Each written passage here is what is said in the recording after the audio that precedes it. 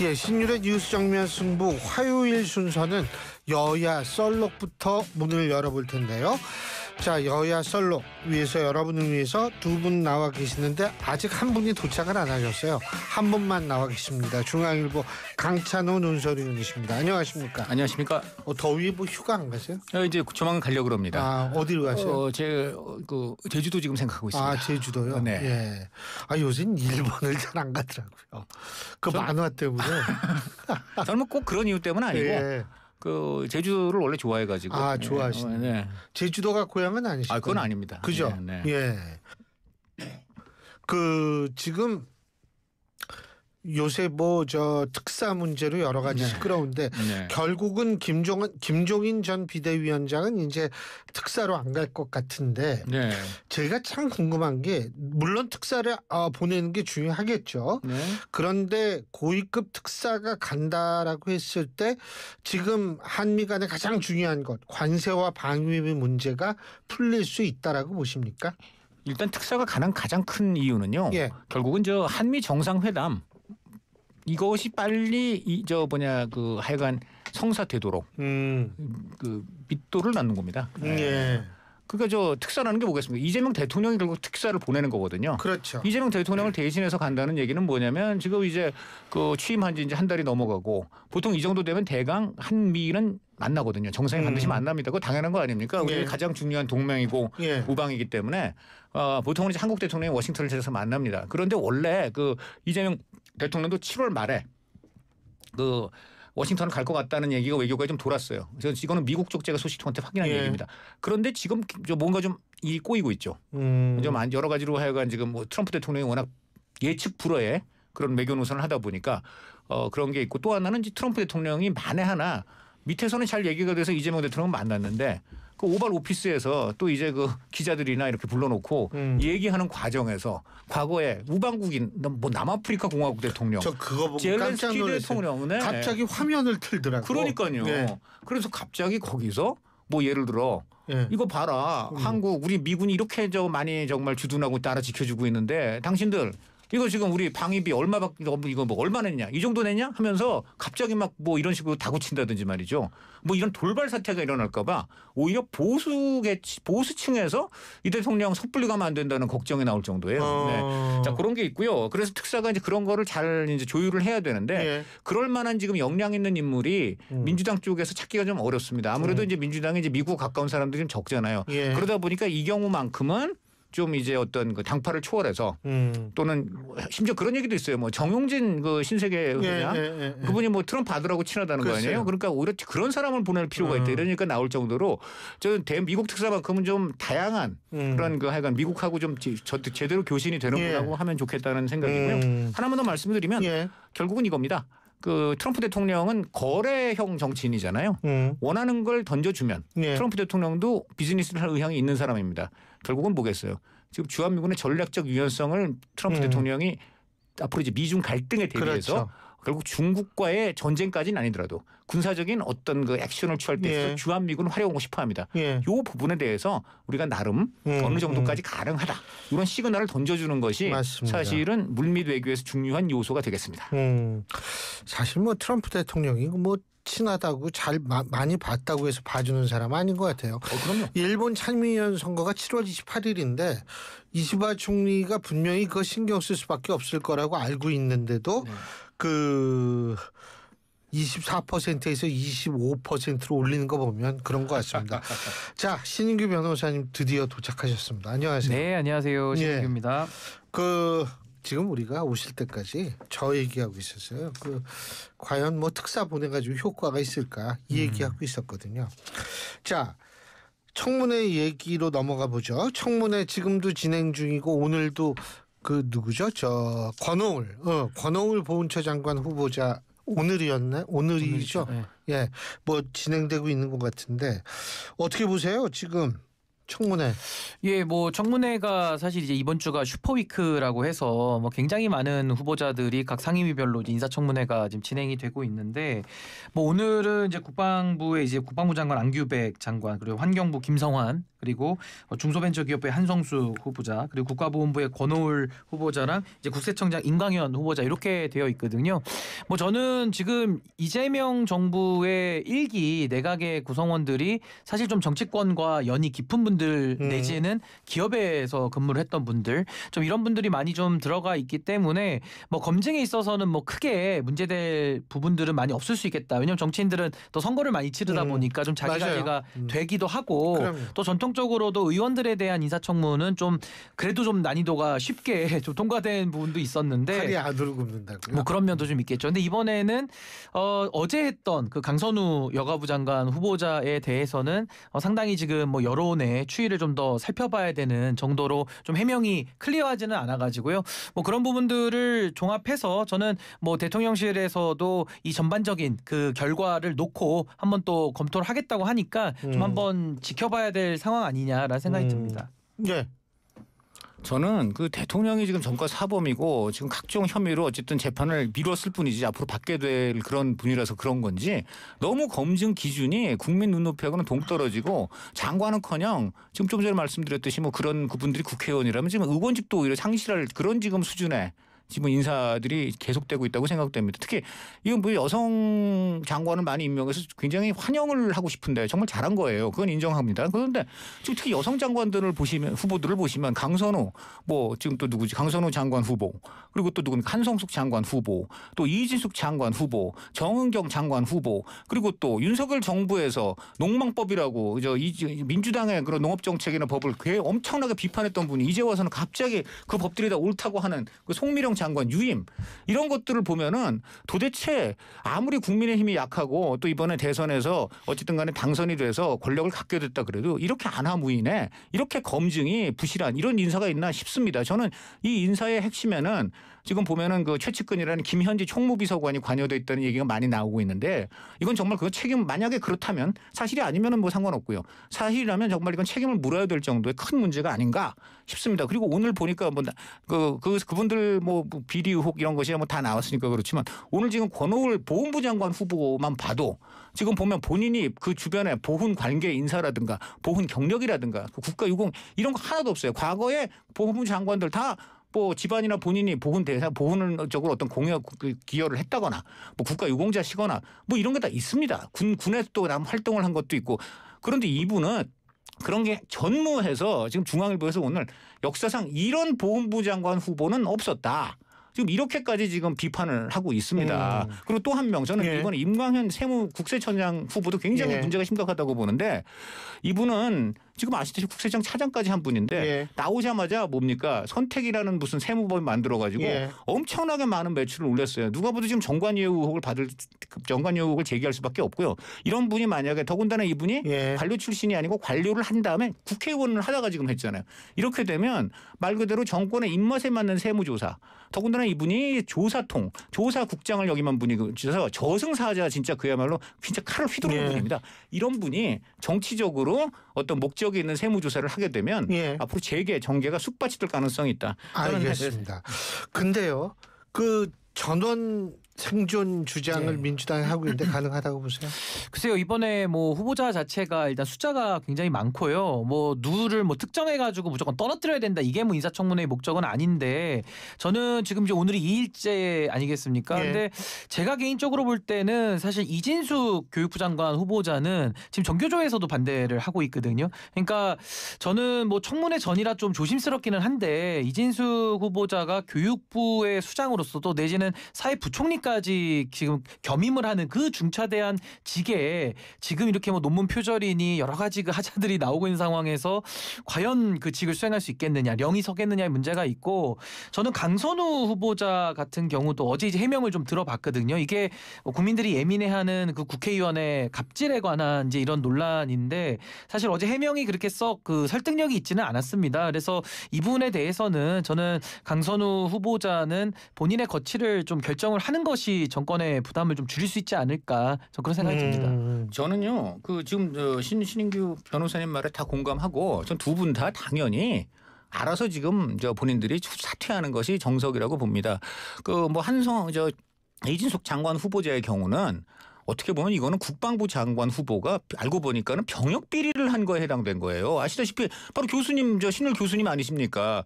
교육자로서 가장 부끄러워할 그 논문 표절.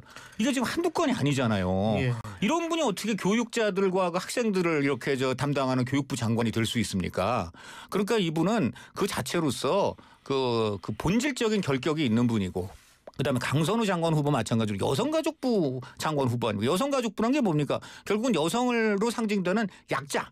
그런 약자들의 인권을 보호하는 부처 아닙니까? 그런데 약자가 누굽니까? 거기 아마 여성 비서진 보좌진도 있을 텐데 그런 사람들한테 지금 뭐 쓰레기 처리라든가 변소 청소 이런 것까지 지금 얘기가 나오고 있잖아요. 그리고 지금 해명도 지금 부실을 넘어 거짓말 의혹까지 나오고 있는 상황입니다.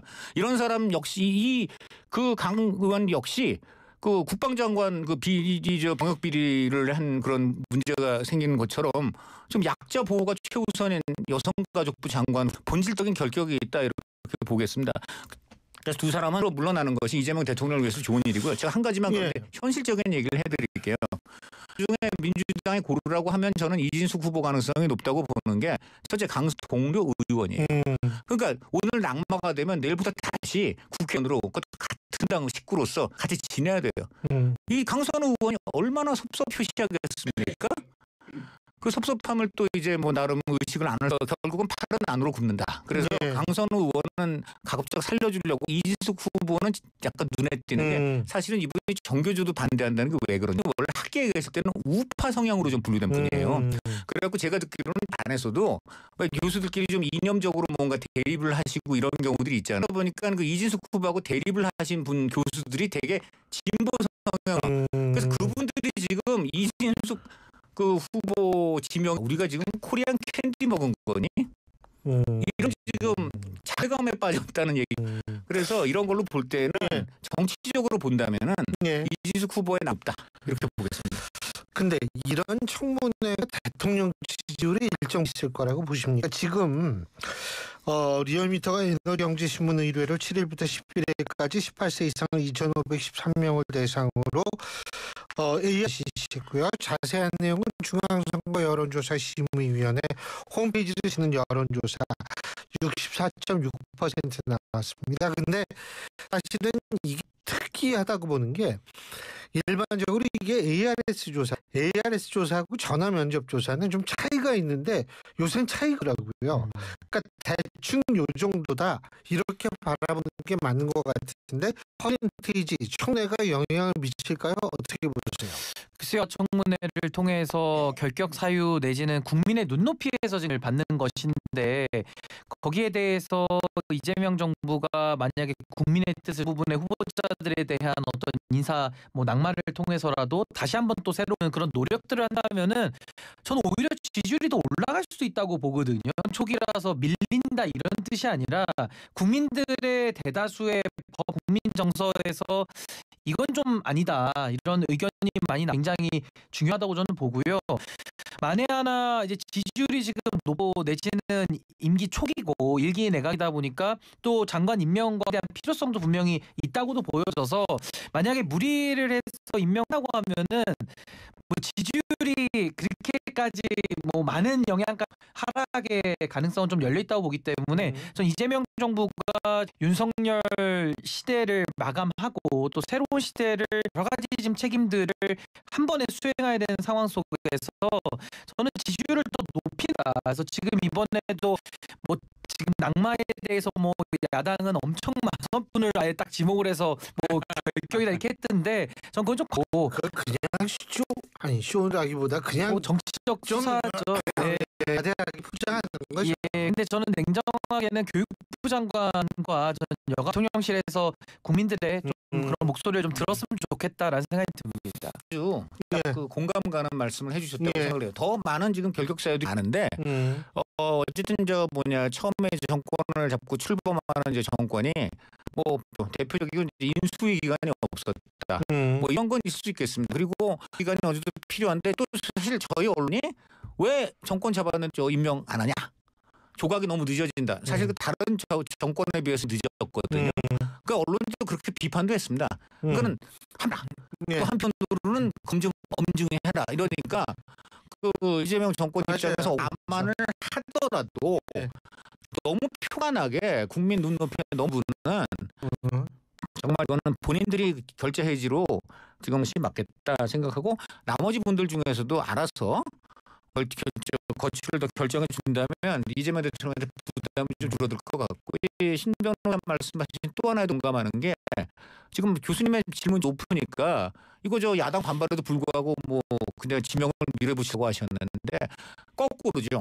그러니까 반대로 그렇게 지명을 미가 되죠. 예, 그런 겁니다. 그러니까 원인과 결과가 이제 뒤바뀌는데 그러나 지금 당재 뭐라 그럴까 뭐 예를 들어 하루아침에 막 5% 포인트 10% 씁니다. 정권 초기이기 때문에 그게 겉으로는 거의 안 드러날 거예요. 이유 때문에. 그러면 이재명 정부가 이때 정말 중요한 그렇다고 자만해가지고 아이 뭐 밀어붙였는데 아무 문제도 없네. 오히려 오르네. 이렇게 착각해 나가는 거거든요. 그런데 이제 이런 것들은 어떻게 되냐면 서로가 어느 날 도저히 어떤 이제 치료 불가능한 7월 21일부터 민생회복지원금이 이제 지지율에 영향을 미치죠. 그러니까 지금 여긴 문제로 당장 지지율에 큰 영향을 미치긴 좀 힘들지 않느냐. 이유를 잘 꿰야 이제 다음 단추도 맞게 깰 수 있는 거고요.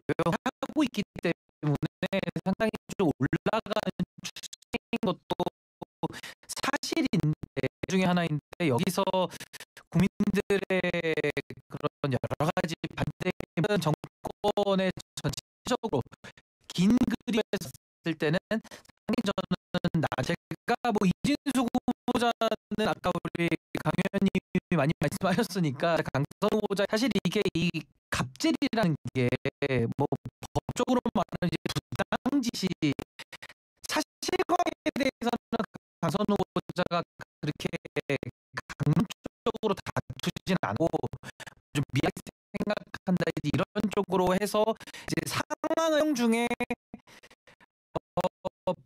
부치불식간에 그러니까 의식하지 못하고 그런 의식을 하고서 만약에 했다라고 하면은 그런 분들은 고쳐질 가능성이 수 부분이라든지 아니면은 먹다가 남은 음식에 대한 그런 처리가면은 이건 조금 더 문제가 더 큰 거 아니냐 그런 생각이 어떻게 하느냐. 아까 제가 지지난주에 와서 김인석 후보자 이야기를 할 때 공적인 영역에서 어떤 역할을 해야 하느냐를 우리가 봤는데 당연히 검증을 해야 된다고 보는 입장이고 거기에 대해서 장관의 자리는 그 권한이 비교가 되는 직책으로 이제 가능히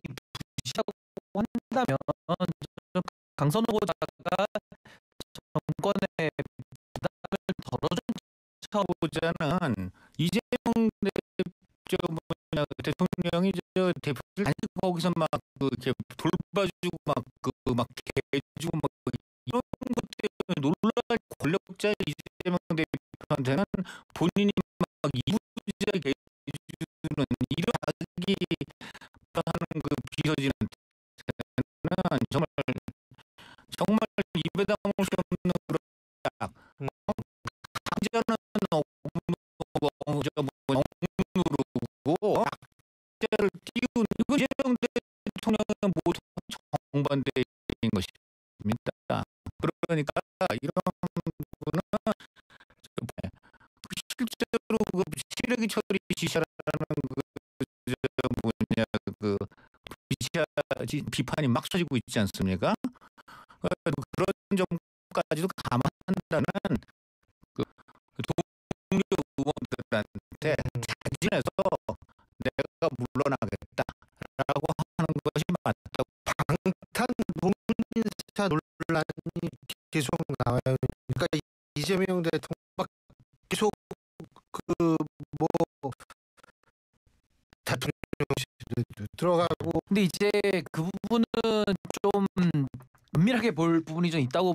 대통령의 인사권이 고유 권한이잖아요. 근데 사실은 대통령 할 수 있는 자리 그중에서 뭐 수석이나 아니면 비서관 내지는 이번에 법제처장에 대통령과 가깝다 내지는 못하기 때문에 이거 뭐 보온이다라는 일부 비판이 있기는 합니다만은 저는 그래도 이 행사할 수 있는 인사권의 고유 범위 안에 사실 그분들이 뭐 그 업무를 할 수 없는 사람인데 줬다고 하면 문제가 되지만은 제 같은 경우도 그 거론되시는 분이 변호를 맡은 건 사실입니다만은 사실 판사도 오래 지냈고 법률적인 전문성이나 이런 건 충분히 있는 분으로는 보이기 때문에 저는 뭐 일부 비판이 있는 사실입니다만은 저는 인사권의 범위에는 해당이 된다. 근데 제가 저는 비판을 했었거든요. 헌법재판관으로 임명하는 부분에 대해서는 전 좀 다르게 봐. 대통령이 임명할 수 있는 권한 행사하는 자리도 그 자리의 성성이나 또 자율권 이런 것들을 우리가 종합적으로 좀 봐야 되기 때문에 저는 뭐 법제처장에 대한 인사 부분은 뭐 크게 이렇게는 문제 삼지 않나 저 그렇게 봅니다. 예. 이재명 대통령은 제가 이렇게 인사를 분석해보면 정산이 확 한 분 같아요. 그러니까 확실하게 보니까 과거에 본인에게 기여를 했고 그 어떤 그런 정치적으로 뭔가 본인에게 도움을 줬으면은 딱 그에 맞게 어떤 인사로서 이렇게 좀 정산을 해주는 거 아닌가 하는 생각이 들 정도로 그 계산이 정확한 것 같아요. 대표적으로 정동영 통일부 장관, 이분 통일부 장관 한 분입니다. 근데 이분을 또 시켜요.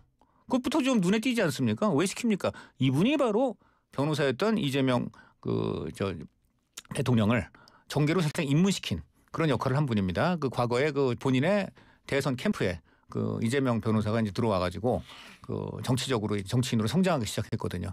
그러니까 어떻게 보면 이제 처음 정치인으로 띄워준 그러한 그 대선배인 것이고요.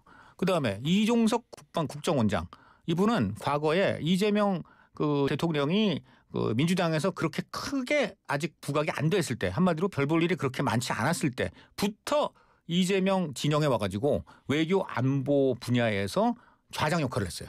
그러니까 이분은 원래 아시다시피 친노잖아요. 노무현 대통령 밑에서 이제 그 통일부 장관까지 한 분인데 이분이 문재인 대통령하고 같은 친노지만 사이가 좋지 않았어요. 그래서 문재인 대통령 때 어떻게 했냐면은 이재명 당시 시장 내지 도지사 쪽으로 간 거예요.